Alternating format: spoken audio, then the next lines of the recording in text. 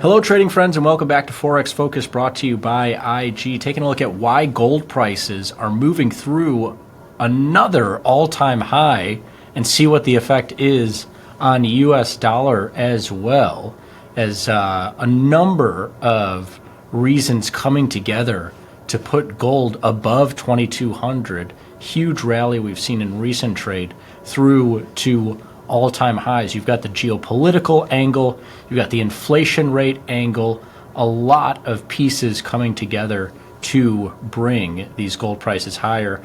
We'll get to those pieces in just a second, but let's start with the price action itself, because like I say, it's been a hell of a month for gold and a hell of a close to this month, as just in recent trade here as we close out March, gold prices moving higher by $20 to $30, depending on when you're looking, moving clean through 2200 and now on close to 2250.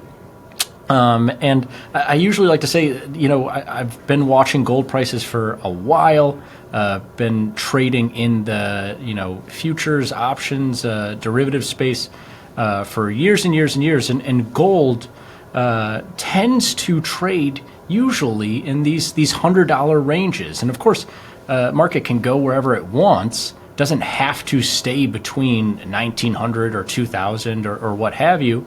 But the reason I bring that up is because this market now, in two different instances in the last month of trading, has moved clean through 2100 and then clean through 2200. And as you can see, took a little bit of a breather after getting through 2100, focused there around 2150 for a couple of weeks. But now, a huge rally to the tune of $20 plus to get through 2200 and onto another all-time high for gold prices ever. Especially going back to gold futures starting in the 1990s. But what's going on? What's causing this upside? Not only the upside, but the piece that I bring into it, which is, not really aligning with any of the old school technical or fundamental reasons for, maybe trading beyond 2100 and bouncing around that range. It makes sense that this gold market has been so sporadic and volatile because it's not necessarily your run-of-the-mill supply and demand kind of mentality of, oh, well, interest rates are doing X and so gold prices are doing Y. The geopolitical piece has been essential to the gold price action. And I know we have the oil producers up here, and that's because while gold production is a thing, and the gold supply does tend to rise, albeit at a marginal rate annually, the gold supply overall isn't fluctuating that much, whereas oil production is fluctuating, and oil is also a commodity, and oil prices are also seeing a lot of upside recently for many of the same reasons as gold, which is the wars that are ongoing in the Middle East and Eastern Europe, the Russian-Ukrainian war escalating again here in recent weeks. And that puts a pressure on, in crude oil's case, supplies, but also to an extent in gold's case, maybe it doesn't push down potential supply, but it definitely says, okay, for a relatively unchanged supply in gold, there's a lot more demand for that precious metals commodity if these geopolitical tensions escalate even further. But it is interesting to look at the oil piece because, crude oil up another buck in recent trade, beyond $80 a barrel. And you can't help but note that, a few Middle Eastern countries, as well as Russia, in the top 5 of oil producers, although the U.S. has definitely escalated production in recent years, that has somewhat quelled some of the volatility in that crude oil market. But both major commodity markets seeing some upside coming off of these continuing geopolitical tensions there in the Middle East and Eastern Europe. But let's take a look at even more historical prices for gold. because you're going to see a couple of things. One, there's a trend of this market is historically a flight to quality asset. It is an asset class that performs well in times of unknowing. And so you can take a look at the middle of this chart in 2020. What's going on then? Well, obviously the pandemic is breaking out and progressing through the first half of 2020 especially, and gold prices at that point pressed on through $2,000 for the first time in years. And now you're seeing a movement beyond that $2,000 price level that they've flirted with a number of times in recent years, but haven't been able to really convincingly break through until recently.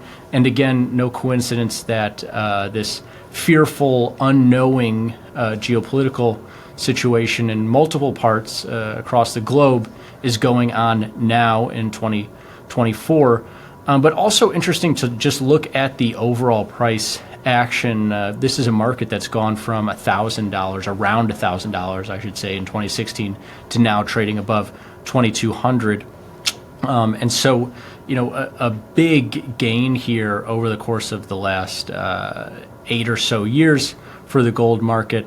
But you're seeing usually this outsized volatility around large events like we've seen especially since 2020 in those recent years.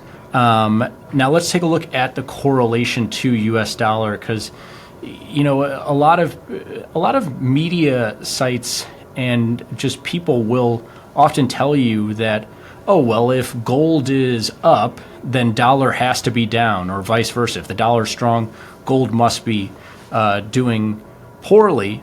Those textbook theoretical relationships are helpful in a sense of maybe to a beginner to get a handle on just broad relationships, and it makes sense. Gold is priced in U.S. dollar, and so if all else is equal, and U.S. dollar is stronger, then gold might be moving lower relative to that strong U.S. dollar, because essentially in that equation, the U.S. dollar is the denominator.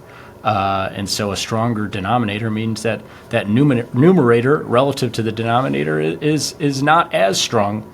And vice versa, if there's more gold demand, then people are maybe selling their U.S. dollars, moving out of U.S. dollars and U.S. treasuries to get into gold because they're fearful of something like a war or what have you. What's been interesting in this instance, again, the textbook, the theoretical, helpful, but you got to get further context around these things. And we have here the data for you to help with that context. And also we have the piece that we just did around the geopolitical tension that come together to show you that while, yes, this relationship is historically negative, and it's even negative at the moment, it's not as strong as it's historically been. The negative correlation right now is only around negative 0.25 or negative 0.3, so not that strong, relatively weak negative correlation. But both these markets are being seen as a little bit of a flight to quality, right? I mean, for the time being at least, the U.S. is not formally a part of these wars. They are focused in a whole different continent. Now, the U.S. is tangentially a part of it and can become a bigger part of it.